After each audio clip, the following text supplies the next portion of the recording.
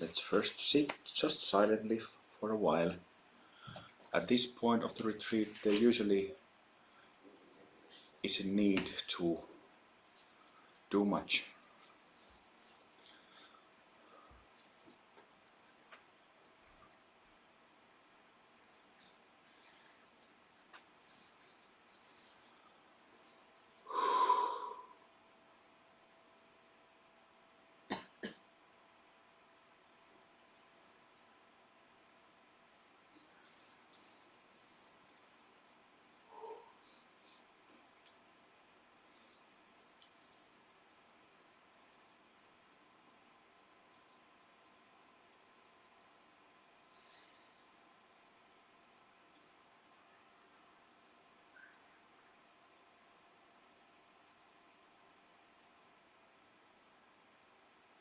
Can somebody close the door, please?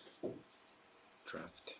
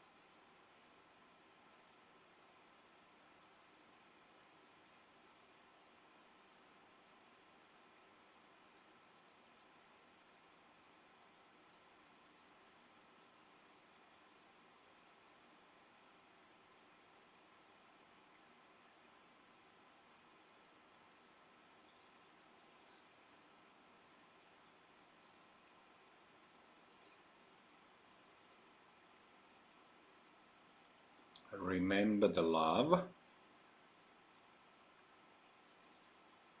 It's quite good, the group dynamic, but it's a little bit like a little bit dull. So remember that love, pure love.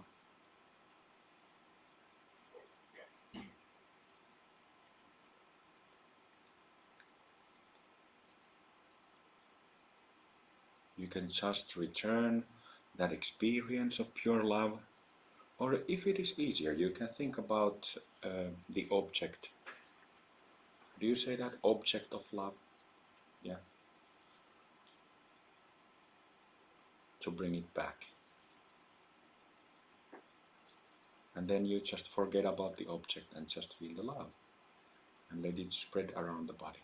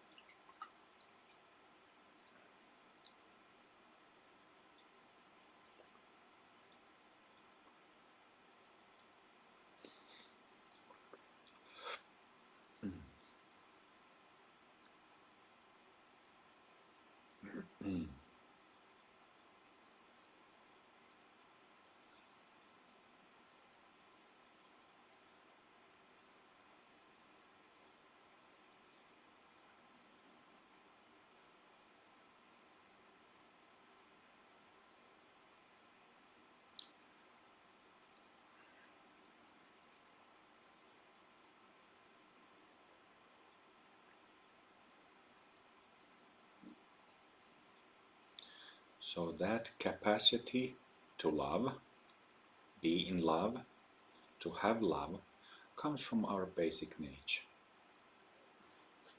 Even though you, how do you say, kindle it, rekindle it from your personal memory or personal relationship, that ability, capacity to have love, feel love, is because of our basic nature.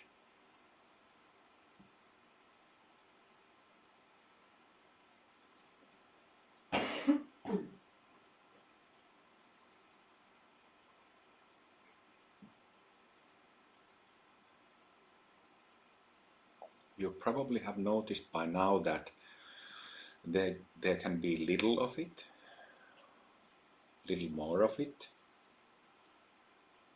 and again more, and then kind of lots of it. Make sure that you don't have only little of it, that you have more of it, so that it really warms you. You feel it.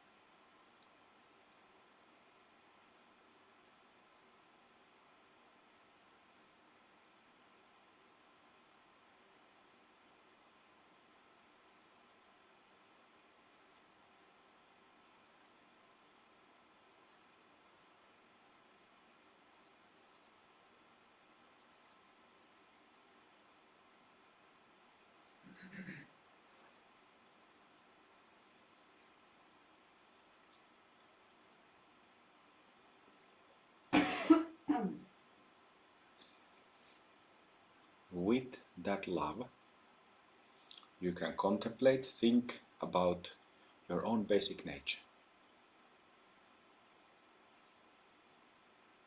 You can think, contemplate about the fact that we have one, that we have basic nature, Buddha nature, wakeful nature, familiar sense of me,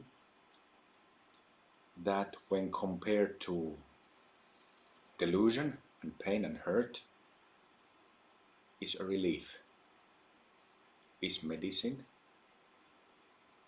is a refuge. Refuge, a place that is safe, a place or a thing that can be trusted and never fails you. With love, think about your Buddha nature.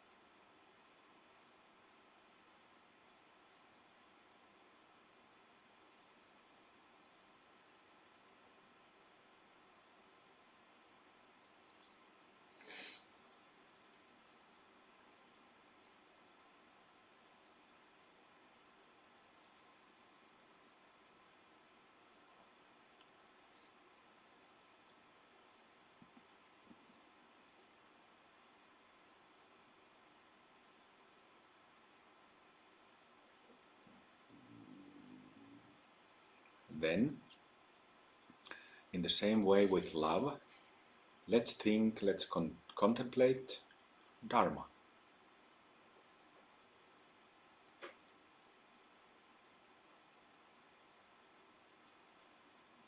So, Dharma can be defined in a couple of different ways.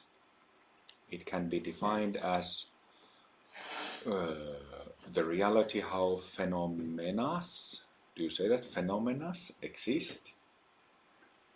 Or like how I usually use it, it's the methods, practices, techniques, tools that help you to discover and realize that inner capacity, inner potential that we have Buddha nature and that it can be fully realized. So think about the preciousness of Dharma with love.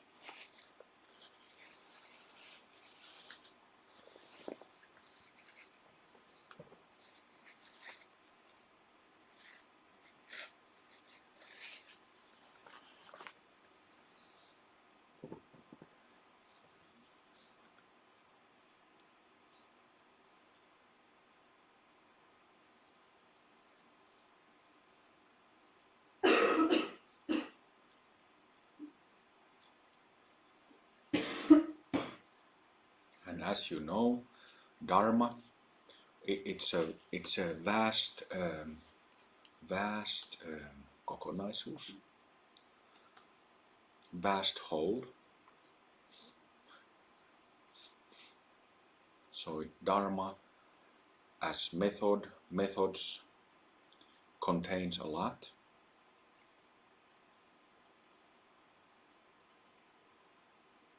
But this is also a refuge, source, an object of safety. It's a raft.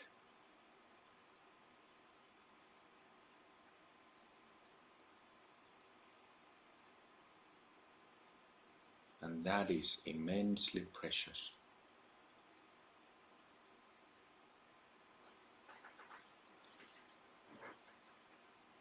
That raft should be taken care of properly.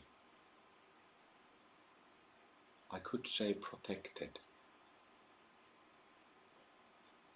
handled carefully, handled with love, appreciated. And it really boils down to a line in a prayer, some simple technique that we do. All these things, a line in a prayer, short prayer, long prayer, a breathing technique, mudra, anything is an expression of that Buddha nature.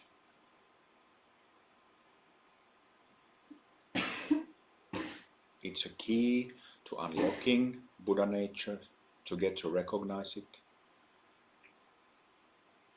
It's a doorway to our basic nature.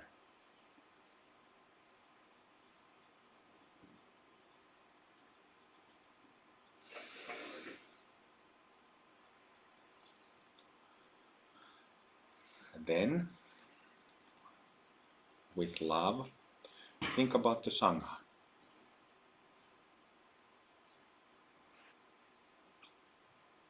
Community.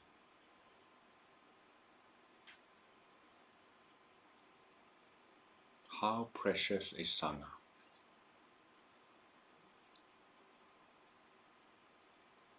How precious it is that we have Dharma friends, Dharma brothers, Dharma sisters, who walk the path, tread the path with us. Imagine if we had none. Imagine if we never had any Dharma friends. It is impossible to imagine. It is devastating to imagine such a thing.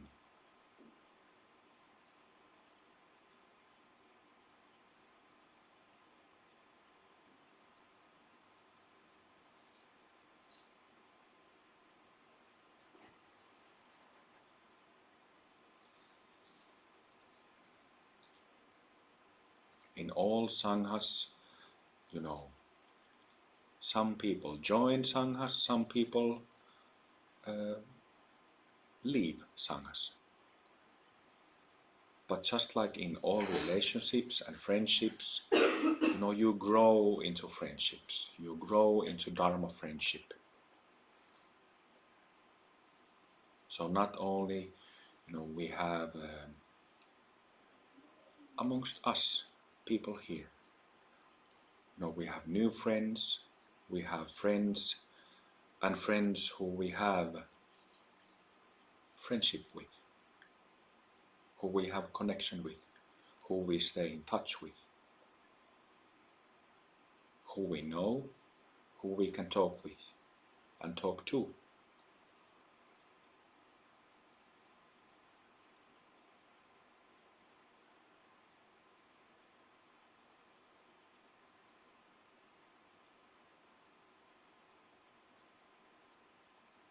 To imagine that we didn't have any Dharma friends. It is devastating thought, isn't it?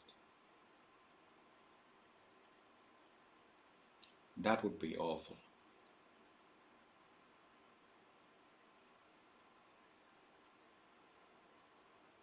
So we have come together because of our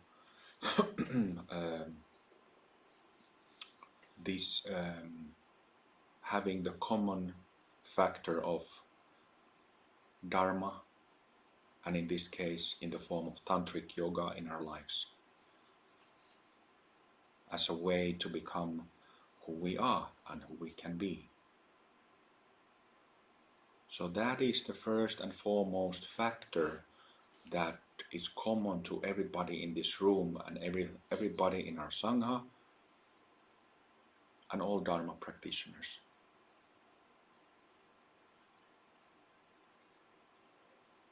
all Dharma practitioners worldwide, as well as in non-physical realms.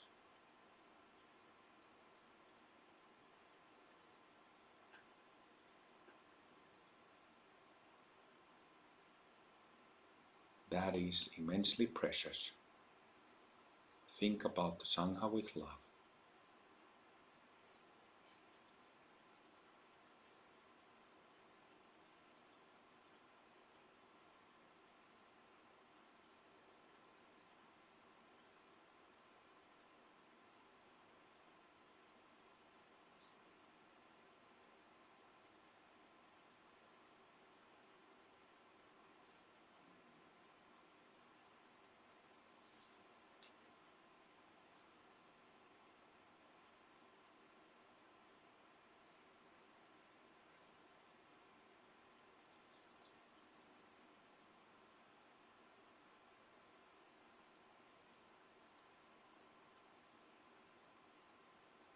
Sangha also is a source of refuge, source of safety.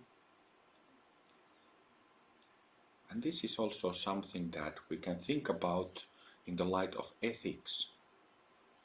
Because, in normal, common samsaric relationships, people might not be that aware or might not be interested or concerned about ethics.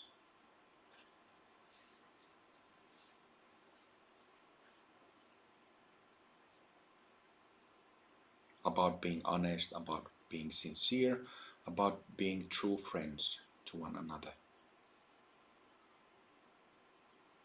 But in Dharma, in Sangha, this is of most importance.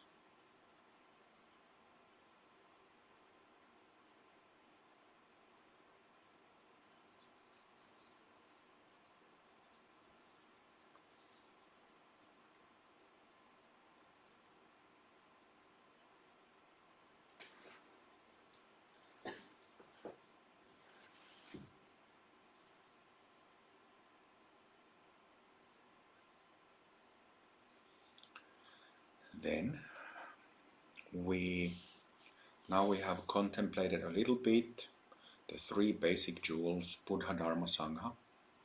And then we enter the tantric jewels, tantric refuges with Guru and Pure Land.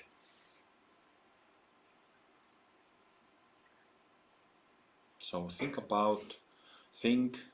with love, contemplate with love, feel that love. And think about the preciousness of Guru and Gurus. In the case of our lineage, it's Gurus, in plural.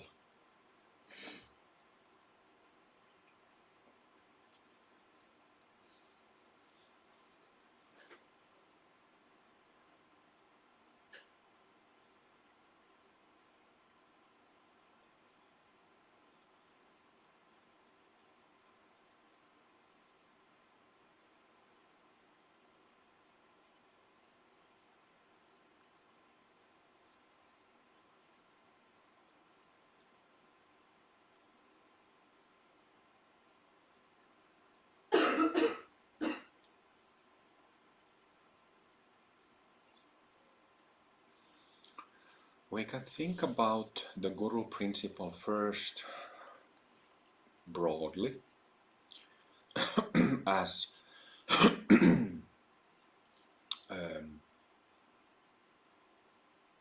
the teacher principle. Like all the instructors, acharyas, and then like proper teachers, and then gurus.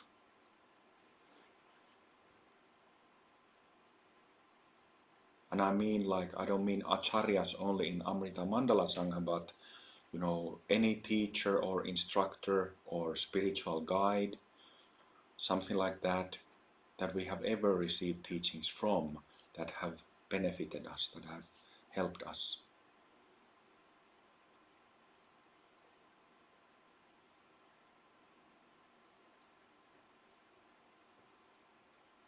So it's the guru, teacher, principle that allows for Dharma to be taught.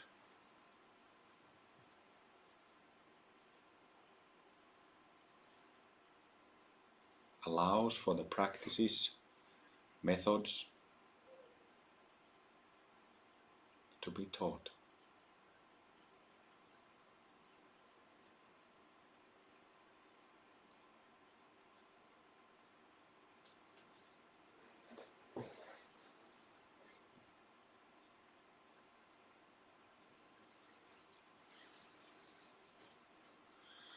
And of course, somebody who teaches the Dharma, by definition, it means and should mean that that person has first-hand experience,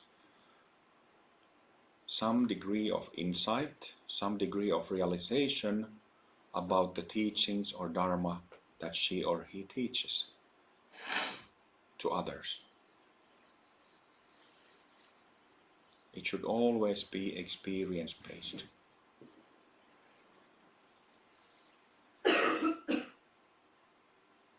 Knowing what the fruit, what the benefits are.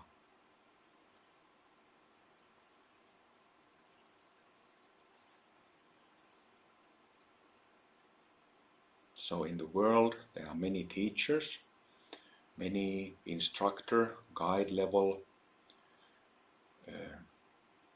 people, and this is also very precious. Extremely precious. Imagine not having such people who do that. Imagine not having.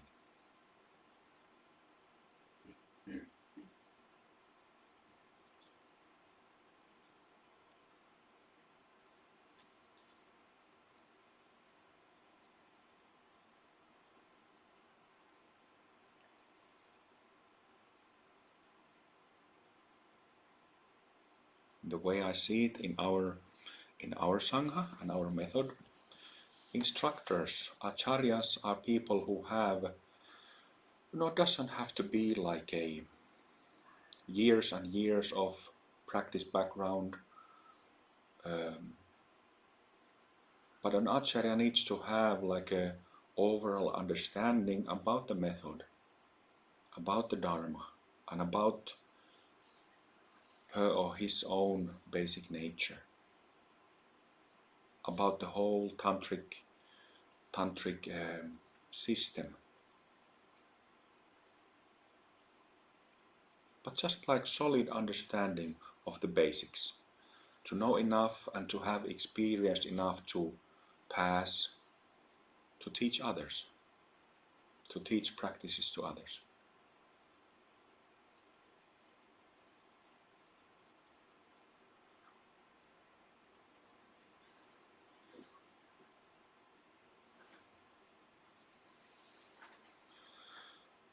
And then the next step is the level of teachers. It's a bit more like higher requirement to be a teacher, because teacher already should have wide teaching experience, so that basically no question surprises you.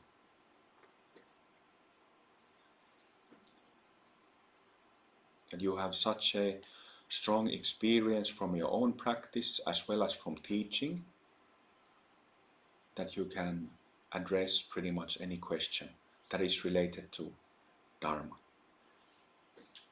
If it's something like a marital advice, then it's not unless you've been married, you can't answer such questions. It's actually funny how often, like, you see, well, I don't really mean to criticize, not to even mention being mean, but in YouTube you see spiritual gurus and teachers answering questions that they really shouldn't. It's really weird. I always thought it was weird. People ask marital advice from people who are monks, like celibates or something. Yeah, maybe not a good idea.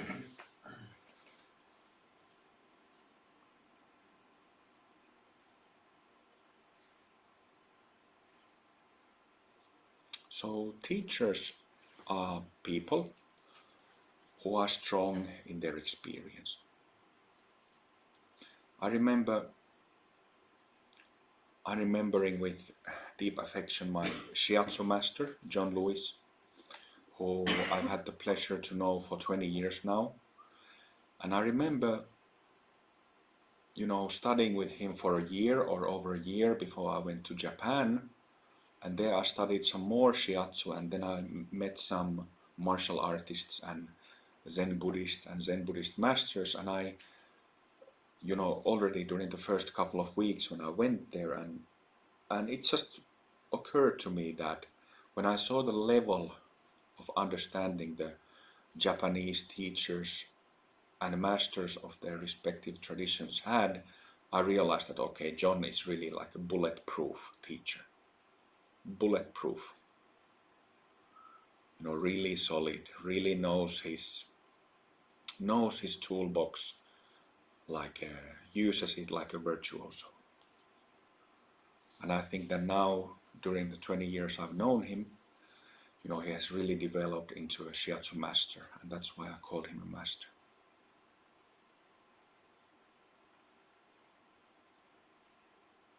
But teachers should be bulletproof.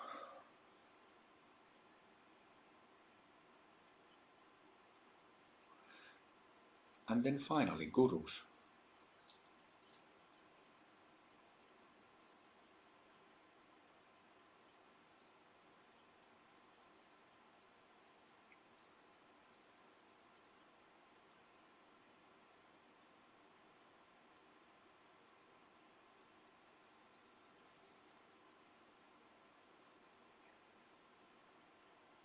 Think with love, our gurus.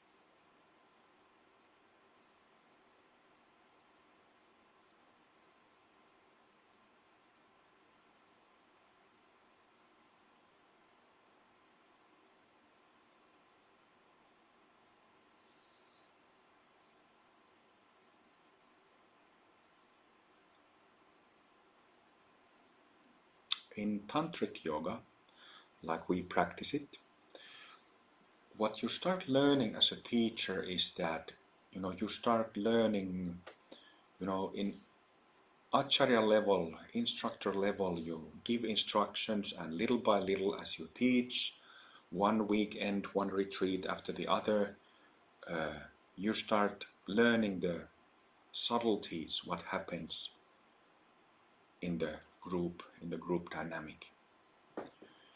And as teacher, you know how to, you kind of learn how to affect things energetically.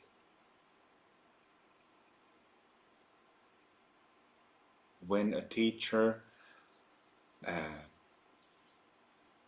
is given a permission, and you need a permission for this from one's own teacher, but when a permission is given for introducing the basic state to the students, it means that you at least understand and have the ability to lift the karma of the group, which means like working with the group's energy bodies. So as a teacher, you start learning that, and you do that year in, year out, one retreat, one course after the other. And at some point you, not only in lifting karma, but you start to really master such things. And that mastery also comes with mastering your own energy, of course. So one's own practice is absolutely essential from beginning to end. If one stops practice but then keeps teaching, that's like a flat balloon.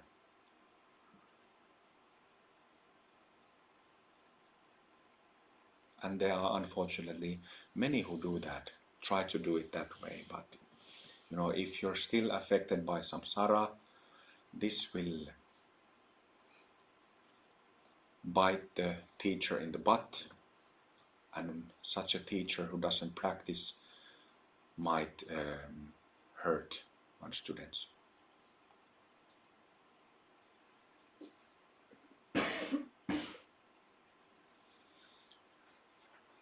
But a master, a guru, is somebody who's like a fish in the water. Fish in the water with the art. Whether in the physical body or non-physical, when you finish your purification, you understand everything about emptiness. And you understand how bodhicitta, compassion, relates to it. You understand those principles inside out.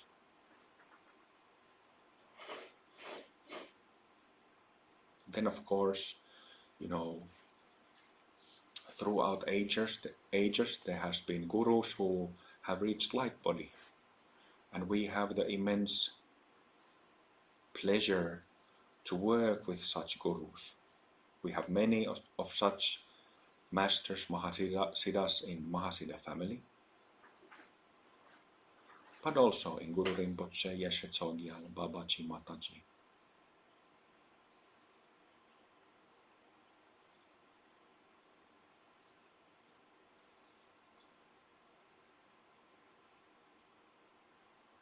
Think about that.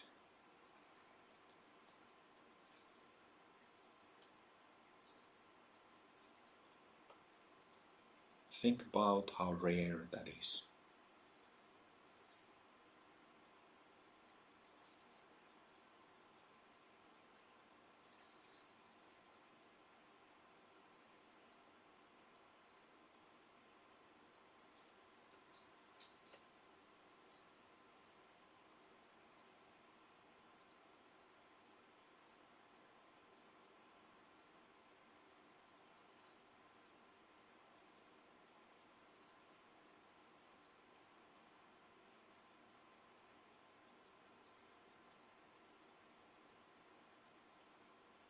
The whole tantric system relies on the guru because of empowerments and because of lifting of karma. Also because of transmitting the Dharma, teaching the Dharma.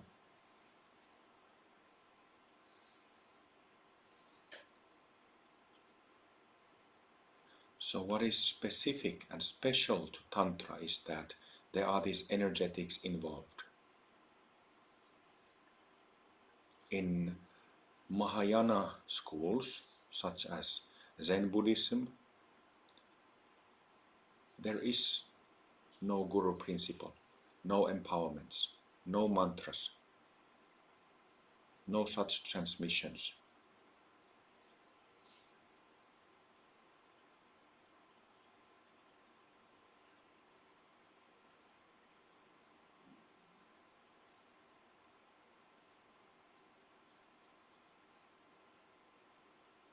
Not to even mention other vehicles or styles of practice.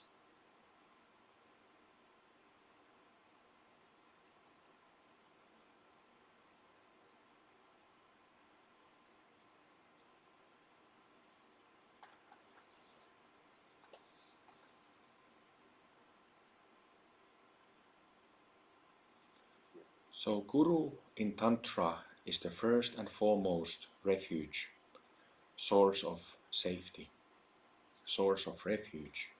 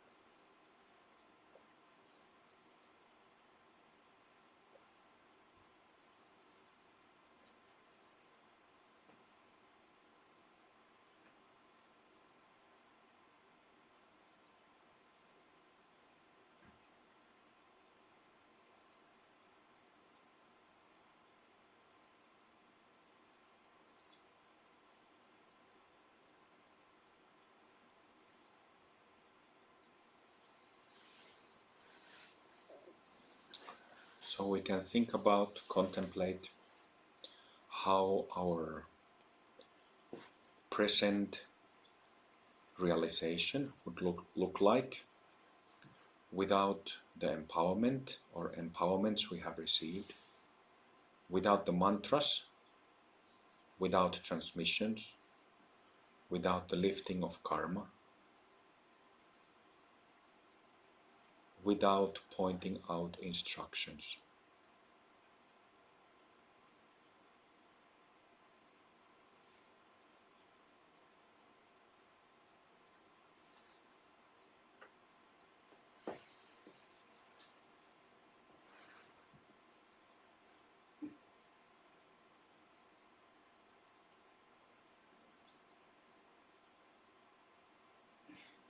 We could still have Buddha, Dharma and Sangha to support us, to offer refuge to us, but without the Guru principle, Tantric principle, it's a very, very different path with very different results.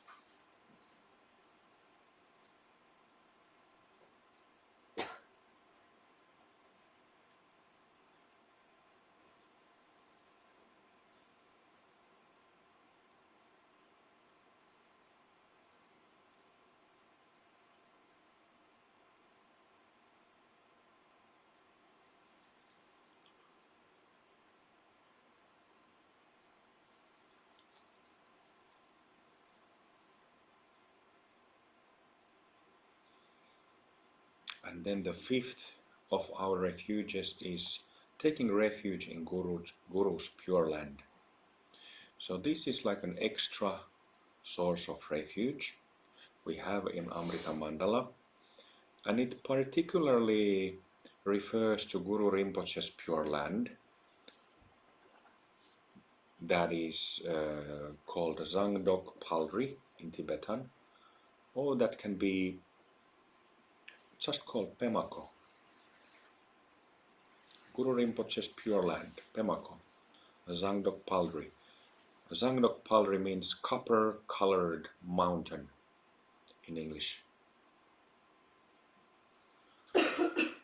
So the reason we have Guru Rinpoche's pure land as a refuge is that, if you don't reach emptiness realization during this life, you can continue your practice in ideal environment after you leave your body, after you die in Guru Rinpoche's pure land.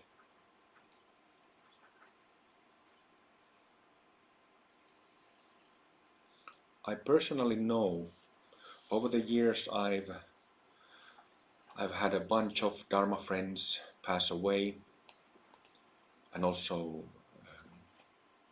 other people who I've helped and seen pass away, non-practitioners pass away. And I have seen, what happens to people after they leave their bodies, even to monks who die. And they end up lost. I've seen that. It doesn't mean that everybody ends up lost, but I've seen even Dharma practitioners get lost immediately after they pass away. What does it mean being lost? What happens after you die is that, obviously you don't have a physical body anymore, and because you don't have physical body, it's kind of like being without an anchor. A ship without an anchor or a ship without the ability to steer. So you're just drifting. Why you are drifting, why you get lost, is because the karmic winds, the karmas that are stored in the body, blow you like a leaf in the wind. So you might just go around places.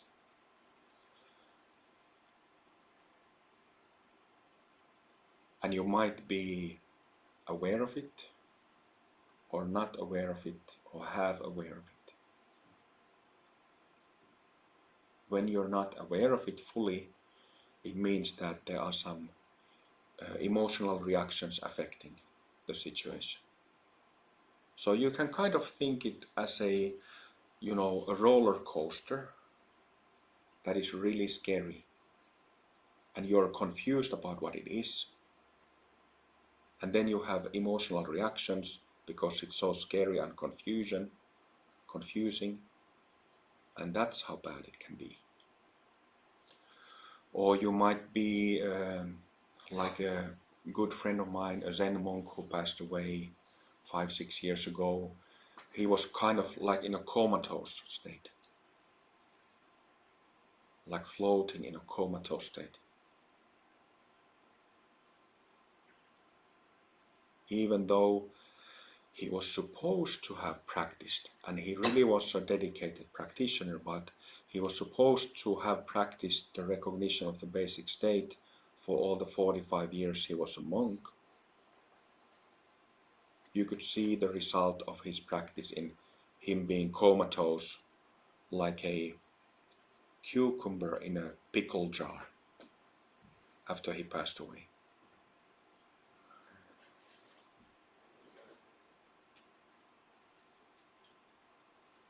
Like this. This shouldn't happen for practitioners. Was that substrate consciousness that he was kind of stuck Yes, substrate consciousness. No teaching of substrate consciousness in Zen.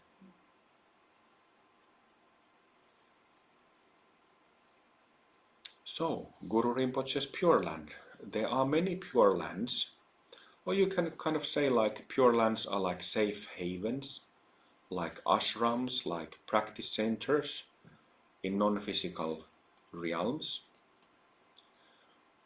Safe havens, places of practice. So,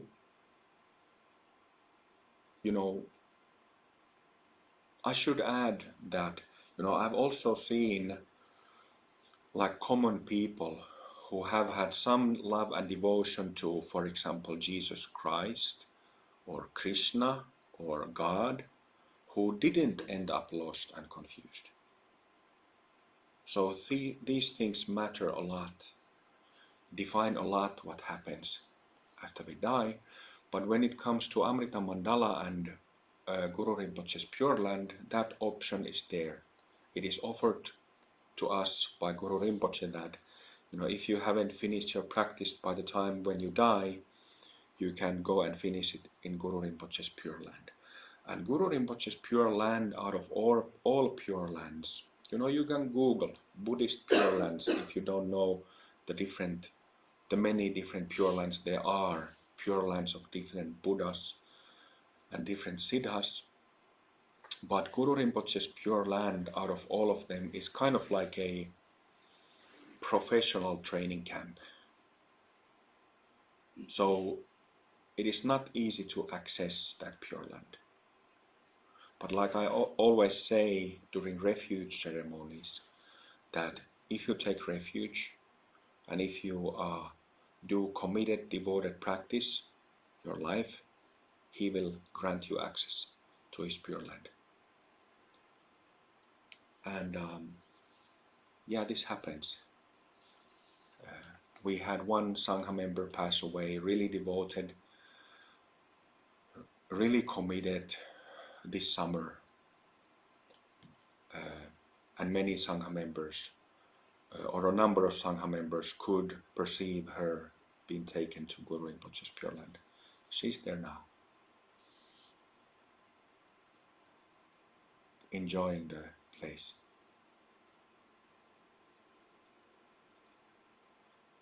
So that is just like a kind of like a safety valve we have in our tradition that Guru Rinpoche has with immense kindness offered this. Because what usually happens, or what can happen at worst, is that think about being a practitioner for a lifetime. For example, the friend who I mentioned, the Zen monk. And then he gets lost when he passes away. And then at some point his karma will force him to take a rebirth. Probably as a human being. Usually human beings take rebirth as a human being. But then what? You are born somewhere randomly in the world.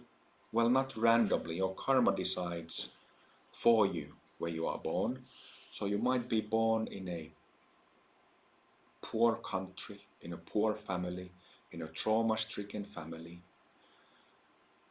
in really difficult and bad circumstances.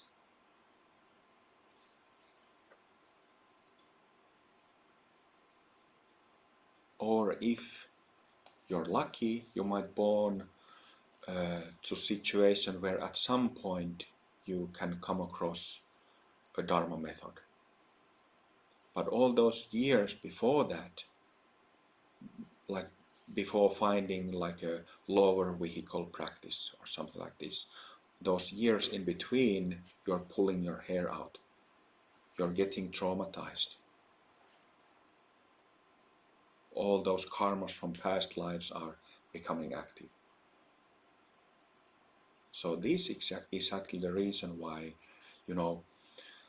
if we died this moment, you would immediately go to Guru Rinpoche's ashram and was able to practice and receive instructions from the best.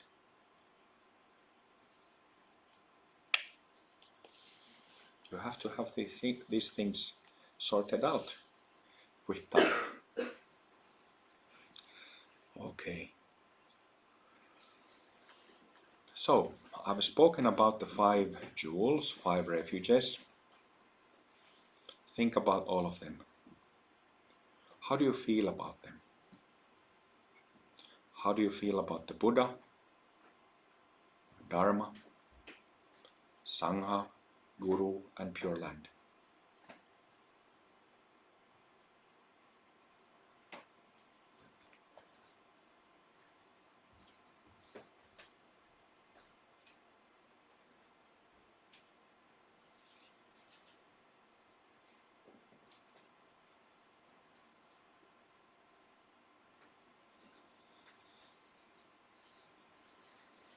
And these 5 jewels, these 5 sources of refuge are there to support us,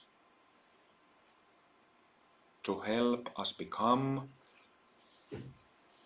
who we potentially are, what we potentially are, for the sake of all sentient beings.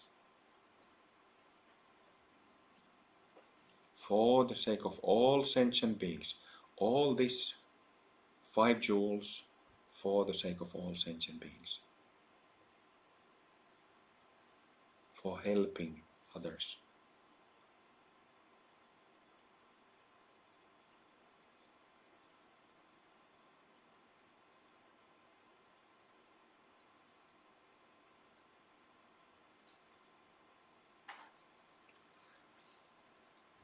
I often or sometimes say that, for example, when you do a relaxation practice, that relax like a royalty, relax like a queen or a king. Don't relax like a beggar, but like a royalty. Having the sense of ownership, having the sense of authority,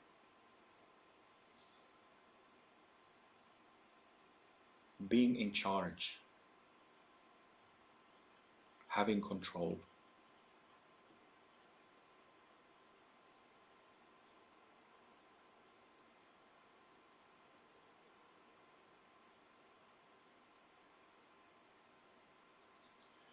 Be like that in your daily life.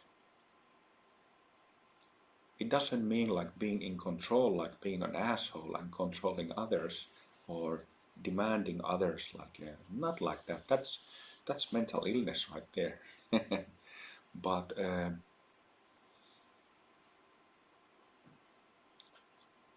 being like a Dharma royalty, like a Dharma queen or a Dharma king,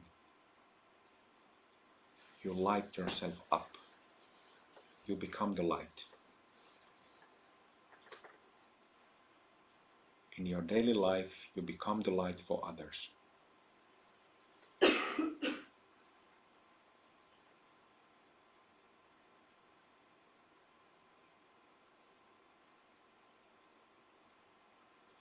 Doesn't mean that you have to be like hunky-dory, like really polite and really gentle and stuff like this in your actions, but be fully present so that the light of the Buddha within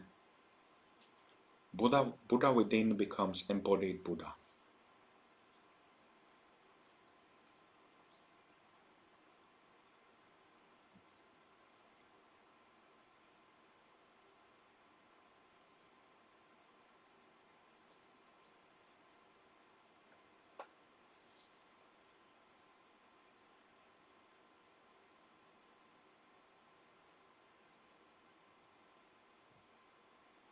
Mia, voitko laittaa tuo ikkunan kiinni? Tää on hyvä rauha.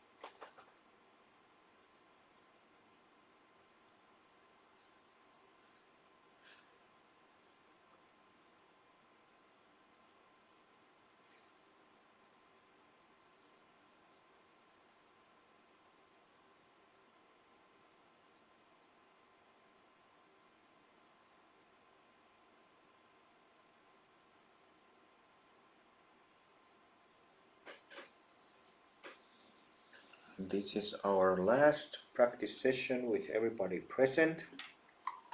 So let's chant Bodhisattva vows and basic prayers.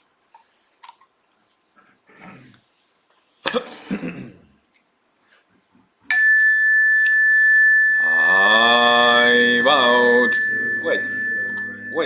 The group comes in with all sentient beings. I vow to liberate all sentient beings. I vow to end all self-based confusion. I vow to exercise the Dharma that frees. I vow to attain the great perfection. I vow to liberate all sentient beings. I vow to end all self-based confusion. I vow to exercise the Dharma that frees. I vow to attain the great perfection. I vow to liberate all sentient beings. I vow to end all self-based confusion. I vow to exercise the Dharma that frees. I vow to attain the great perfection.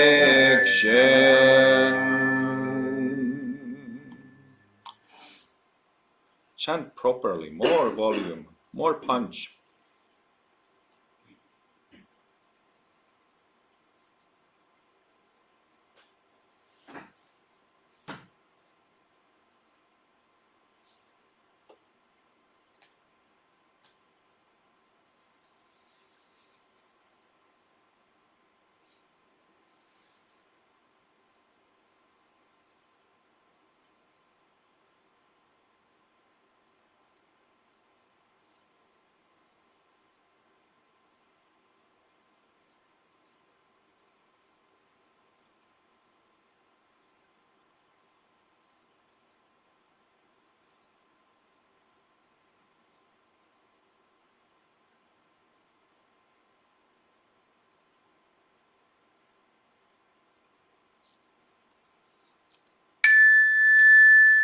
I take refuge in the Guru. I take refuge in his pure land.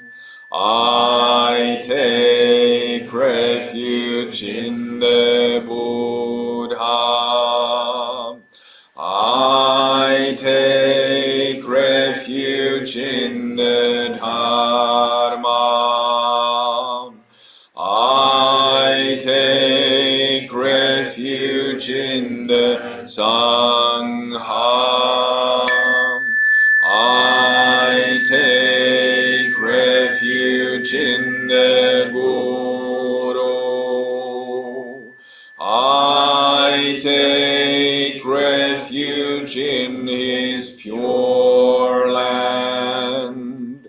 I take refuge in the Buddha. I take refuge in the Dharma. I take refuge in the Sangha. I take refuge in the Guru. I take refuge in his pure land. I take refuge in the Buddha.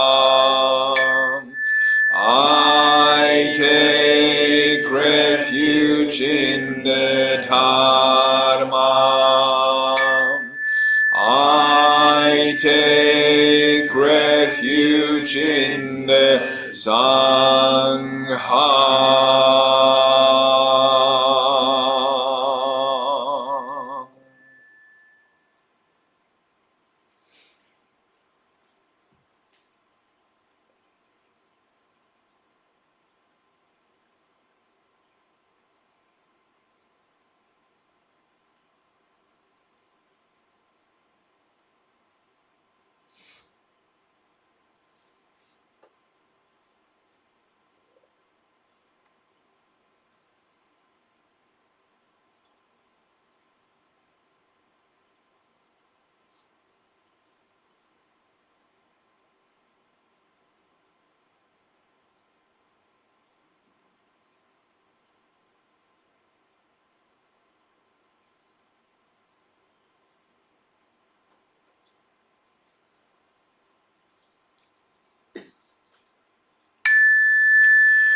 I am the Guru, I'm in the Pure Land, I am the Buddha, I am the Dharma, I am the Sangha, I am the Guru, I'm in the Pure Land, I am the Buddha, I am the Dharma, I